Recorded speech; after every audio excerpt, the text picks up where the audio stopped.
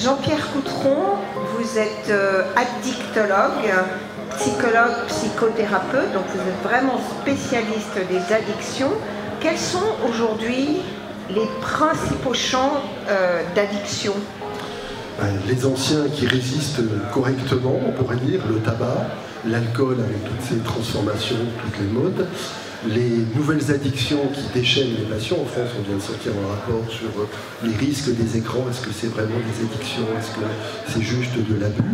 Et puis sur des transformations, on voit par exemple que l'élargissement des traitements antidouleurs donne parfois chez des publics adultes des dépendances aux opiacés qu'on n'aurait pas vu arriver, et la cocaïne qui continue petit à petit de se banaliser, de se diffuser, on dit dans notre jargon, de se démocratiser.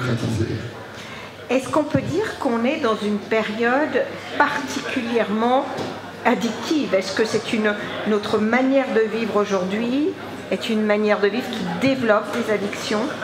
Oui, moi j'ai beaucoup milité pour qu'on reconnaisse la notion, le concept de société addictogène. On est dans une société qui vous demande d'aller vite, de réussir individuellement, d'être performant, de produire des résultats de forte intensité.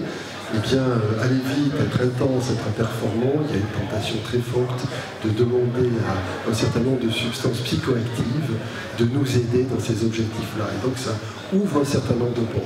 Paradoxalement, par ailleurs, il y a des actions de santé publique, il y a des actions de dénormalisation.